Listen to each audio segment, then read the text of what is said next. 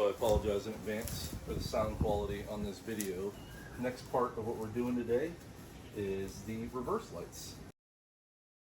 This, basically is going to be one of the easiest installs that you can do on this truck as far as lights. Not saying anything else is hard. Front lights are pretty straightforward. It's more just routing the wires and plugging stuff in because I wanted it on one of the auxiliary switches.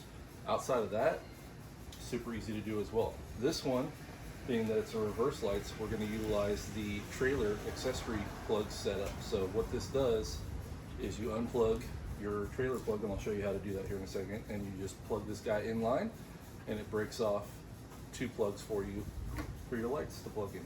So all weather tight connections, very nice. It's got a nice loom on this wiring, and you almost don't need to, it comes zip tied obviously from them, but you almost don't even need to take that off because the wires will go long enough to be able to do that. So lights are here. We got the reverse lights with the USD, I believe is the spread. So again, the widest spread we can do for the reverse lights versus the spotlights, or I forget the third option. But it comes with the hardware as well. So these come with the lights, just like the front ones. So these are your mounts, and the bend comes forward towards the light, so you're going to mount that guy on there. You got hardware, of course, and then you have these specifically for the rear of the truck, and when you're doing the reverse light install. So again, I think I mentioned this in the front light install or the hood light install video, but these are going to mount in between your exhaust tip and the tow hook, specifically on the Raptor. It's going to be different on other trucks, of course. And then we'll just get that. You utilize an existing bolt on the back of the truck, so that's what you'll use. As far as tools, you're going to need pretty light on what you're going to need.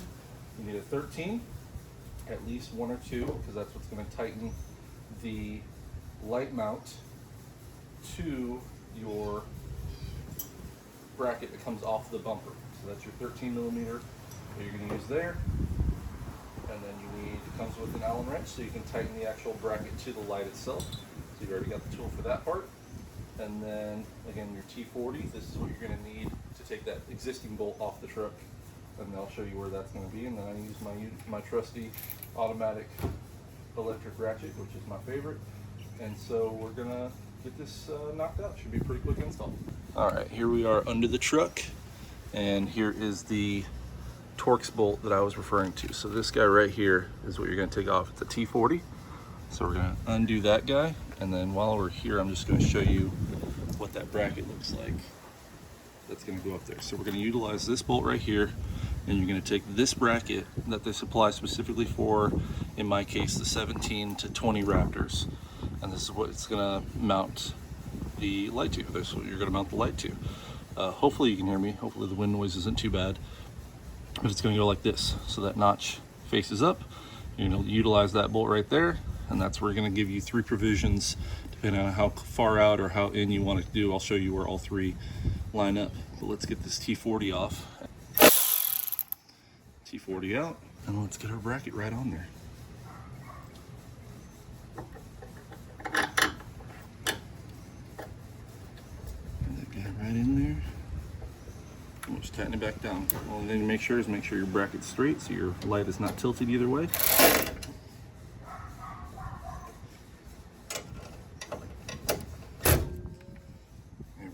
Not going anywhere.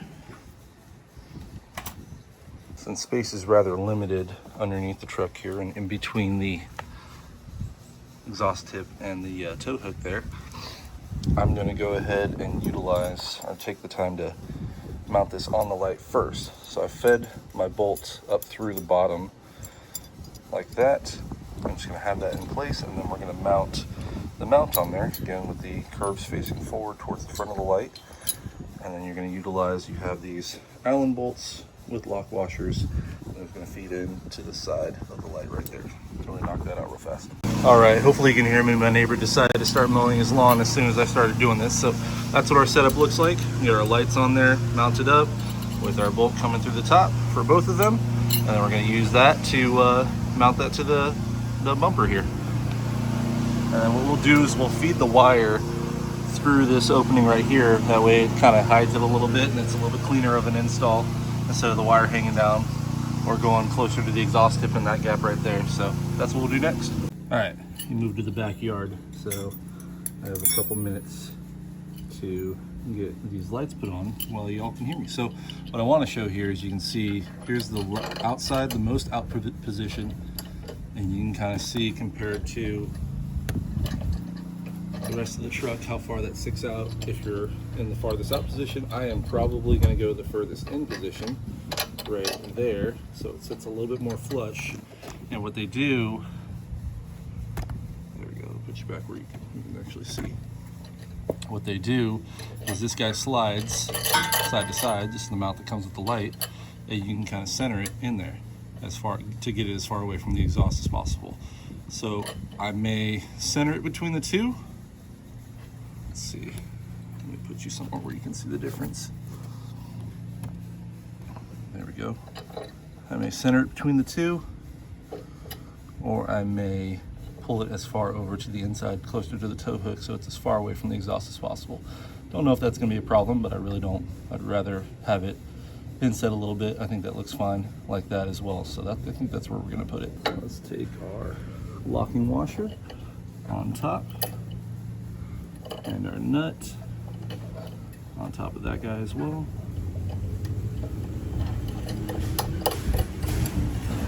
Push that down slightly.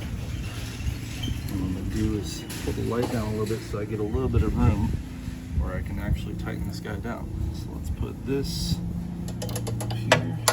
Actually, I'm going to get 2 open end 13s. All right, 2 open end 13s. Get one on the bolt on the bottom here. However you can get in there. Let's see. I'm going to get in there on that guy. There we go, right like that. And then I'm going to use my box inside. Is there enough room? Nope, not quite. Okay, that's all right. So I'm just going to cinch these down. It's nice and tight.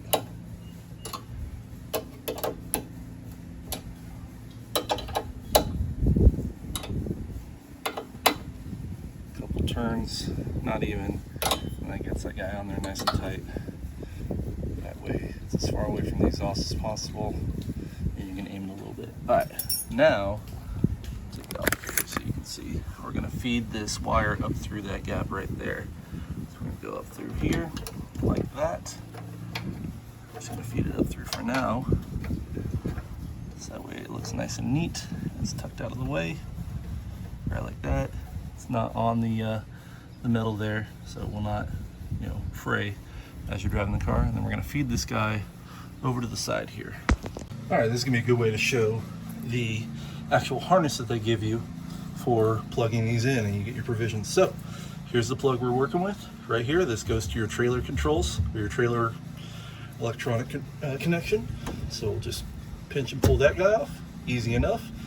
And then you have your harness that just goes right in. So the shorter of the 2 plugs, you got 2. This one right here is what goes into this guy right here.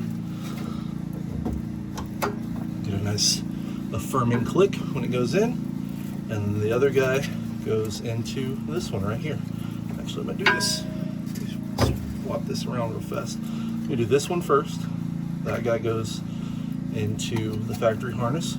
Nice confirming click, and then this guy goes right here into this one, right like that.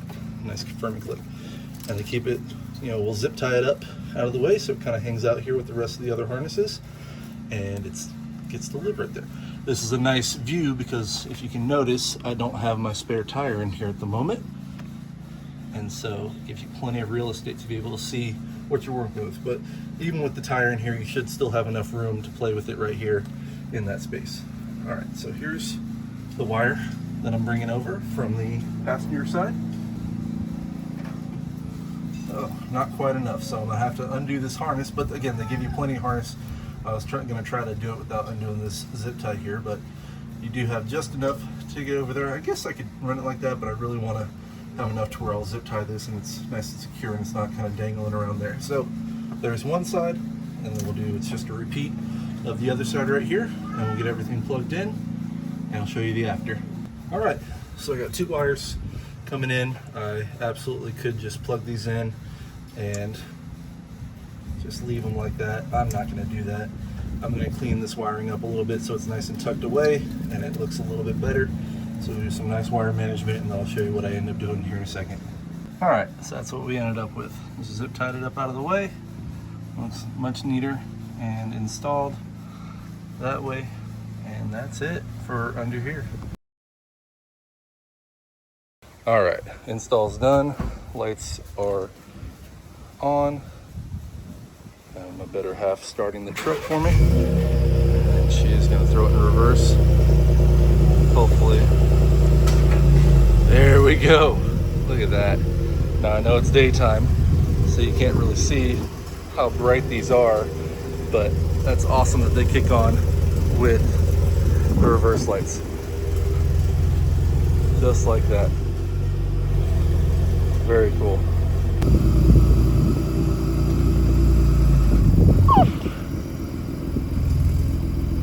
Those are some bright lights. Lights and the front lights. Still not sure if I'm gonna put this in the same video, but reverse lights super easy. You just literally use the trailer harness that they give you. You know, it makes all the sense in the world. They kick right on with the reverse lights exactly when you want them to be on. It's obviously daytime, so I'll get a nighttime shot of that so you can see how bright they are, but they're pretty bright during the day. The front lights I have hooked in because I have the Raptor. I got the auxiliary switches here. Some of the, I believe, F250s come with that. Don't know if some of the other F150s come with that. Maybe the Tremors. Maybe somebody can comment and clarify that for me. But we are done with installing both of those lights. Did want to show something that they gave me that I didn't end up using, but I think would be pretty useful for any kind of expansion or any other lights or additional stuff that you want to do. They give you a headlight control, or excuse me, let me not mince this and make sure I say exactly what they say it is. Premium wireless LED bar control system. This may come in handy with a light bar or something additional that you want to put on, whether it's an F-150 or something else you decide to use this on. You know, most of their stuff, albeit the lights themselves, universal, you can probably use those on a lot of different stuff, and the quality's there. The brackets, and obviously they're marketed towards the F-150 Ford market, Broncos and whatnot, but a lot of this stuff can be universal, making a universal bracket. It's really the harness and the mounting brackets that are proprietary to the truck specifically, which makes it silly easy to get these installed. You know, all in, if I did this all over again, I could probably do both front lights and the reverse lights maybe in 30 minutes tops. So it's a really easy job. But this, their light control box, this is really cool because this plugs into the harness they provide, specifically the one that I had for the front lights. So specific plug and play for the harness they give you. It's got, I believe that's an antenna, would be my guess that is. And you have a nice wireless controller where you can turn lights on and off, and you can turn up. You have 2 steps of brightness of, you know, turning it up and off. So I thought that was a pretty trick piece that they give you, this little box that you can plug into the harness so you can power your lights. If you don't want to plug into the auxiliary switches and you want to have just a manual way to do it with your wireless control here, pretty cool extra feature they give you, or they provide an option for you there, which is pretty neat. So I may end up using that for future lights. Hopefully the next round of lights that I do on this truck are something unique, even more unique than, you know, what I've already put on here. So I think stay tuned. That's what's coming up next.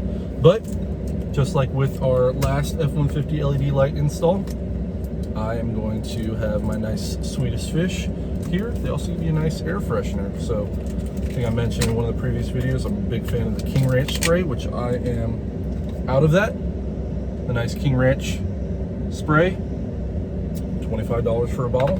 So that stuff smells amazing. I get a lot of compliments on that leather smell. But let's see what our F-150 LEDs air freshener smells like. Very nice, very clean smelling. So I'll throw that on the rear view mirror there for us. Right like that, so that can dangle right there. Perfect. While we eat our Swedish Fish. If you made it this far, we're just under 3,300 subscribers still. So still working on that. I'll get some more videos going as soon as I can. I'll get this one edited up. I want to do the sunroof on this. I bought the rails to fix the sunroof. Very common problem on these vehicles. Not just the F-150s, every Ford that has the twin panel sunroof. So your shade will work, no problem. Shade opens, no issue. But then when you go to open the actual glass, it's gonna hesitate. So we're stuck. And my workaround, don't laugh, is I will just push down on the glass while I'm pressing the open button, and that'll usually break the seal. I'm probably gonna break this. I'm not gonna keep doing that. Usually it does. In this instance, it's not. But what happens is you have two plastic guides on either side, and being plastic, being in the sun, they're gonna just break over time. What I've read is the seal around the glass that goes against the paint on the body, that just sticks enough to where it can't overcome that, and it's causing extra stress. That's what I've heard is the reason for it. But either way, we're gonna go in and replace those, and I'll do a video showing how to do that.